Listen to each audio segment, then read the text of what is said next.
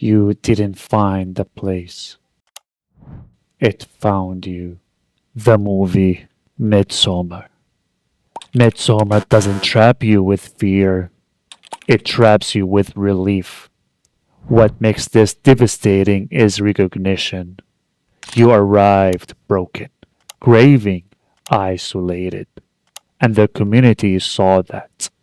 They didn't force participation. They offered what you were already searching for: validation, witnessing, shared suffering.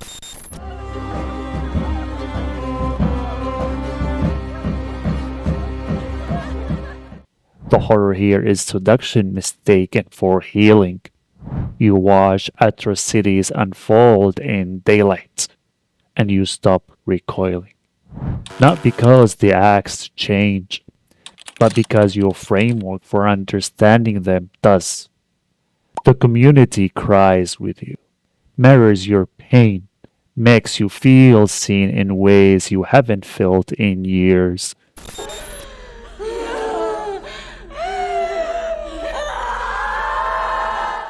And slowly, the line between empathy and manipulation disappears. You are not being brainwashed. You are being offered exactly what you needed.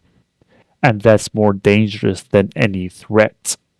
Because the town doesn't consume you, it convinces you that being consumed is care. And by the time you realize the difference, you no longer want to. Leaving would mean losing the only place that understood you. So you stay. But what if the town doesn't seduce you? What if it processes you? The video game Resident Evil Village. Resident Evil Village doesn't present a town, it presents digestion. Each territory isn't a location, it's a stage of processing. What makes this unbearable is inevitability.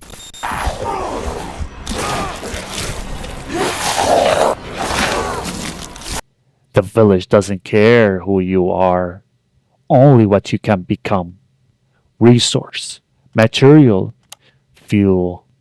You move through castle, factory, reservoir, house, and each one extracts something different, not randomly, systematically. Castle Dimitrescu drains, Heisenberg's factory mechanizes, Moreau's reservoir corrupts, Beneviento's house distorts. Each lord operates independently. Oh, keep growing! One day your head might actually fit your ego! Hey, don't I get a say in this? Silence! But they are all part of the same organism. And that organism is Mother's Miranda design, a system built to metabolize outsiders. The horror here is biological certainty. The town doesn't hunt, it metabolizes. You are not exploring. You are being broken down into components. And the resistance isn't bravery, it's just extending the process. Because the village has already determined what you will become. You just haven't reached the stage yet. What if the town doesn't process you? What if it evaluates you? The movie, The Wicker Man. The Wicker Man doesn't attack outsiders, it cultivates them. What makes this disturbing is purpose without malice. The community isn't cruel, they are functional. You weren't targeted for who you are. You were selected for what you represent. And that distinction matters. But they are naked. Naturally, it's much too dangerous to jump through the fire with your clothes on. Because it removes personal meaning entirely. You are not being punished. You are fulfilling calendar. That town operates on cycles, seasons, rituals that predate your arrival by centuries, and you happened to arrive at the right time. Not because you did anything wrong, but because the community needed someone. And you were available. The horror here is impersonal necessity. The town doesn't hate you, it needs you. And being needed without being valued is worse than being hunted. Because at least hatred acknowledges you exist. Need only acknowledges you are useful. You are not a person, you are a rule. And the rule was written long before you stepped into it. The polite conversations, the warm welcomes, the patient explanations, none of it was personal. It was preparation. But what if the town doesn't need you? What if it dissolves you? The movie, Annihilation. Annihilation doesn't kill identity, it dissolves it. What makes this unbearable is gentleness. The shimmer doesn't attack, it integrates. Your DNA fractures, your memory blurs, your self becomes optional. Not through violence, through inclusion. The zone operates by different rules. Mutations isn't damage here, it's adaptation. Plants grow in human shapes.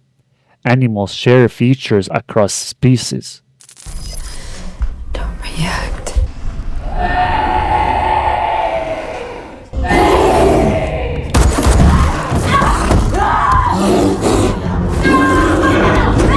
Boundaries collapse.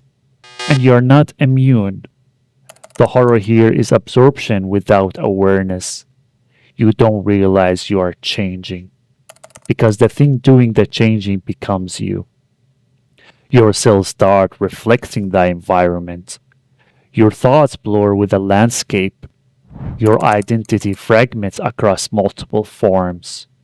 And once the boundary collapses, there's no self left to recognize the loss. The zone doesn't care if you survive. Because survival and dissolution are identical here. You continue, just not as anything recognizable, not as anything that could leave. The shimmer doesn't trap you. It makes the concept of you irrelevant.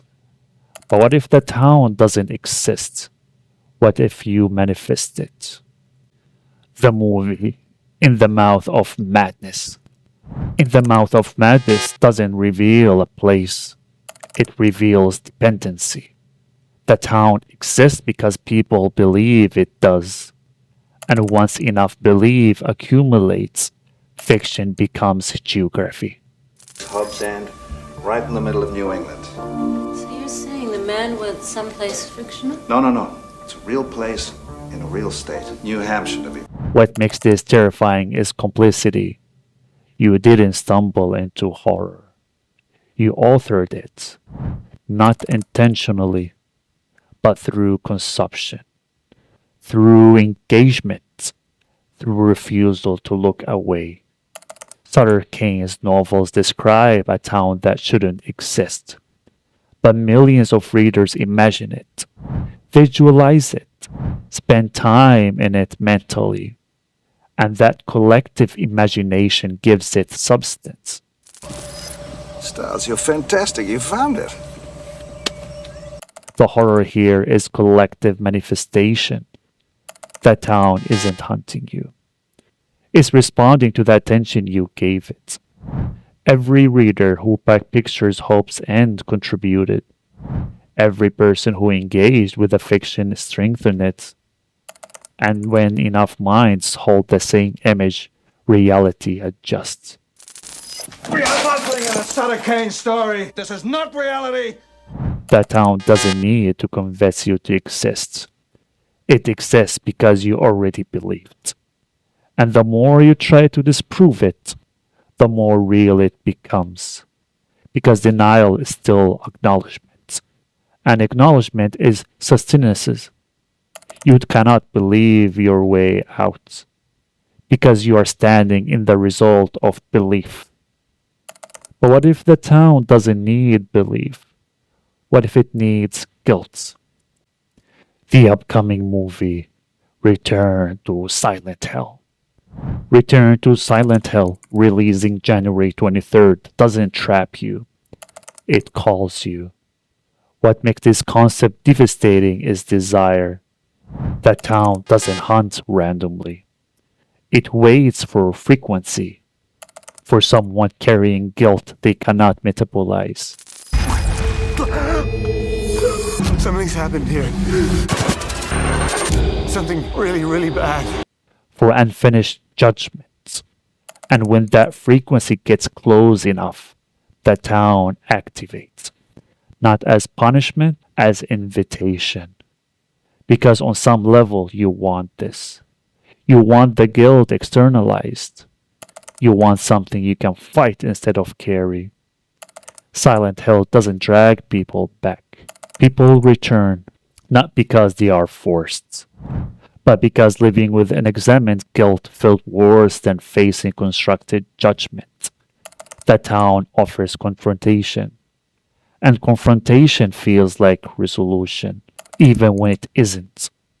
The horror here is reciprocal need. The thing you are being summoned against your will.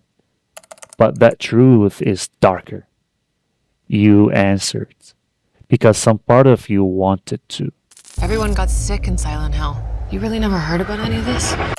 Wanted the guilt to have form, location, rules. Wanted to be punished by something external instead of tormented by something internal. And the town doesn't punish you for coming. It punishes you for believing you ever left.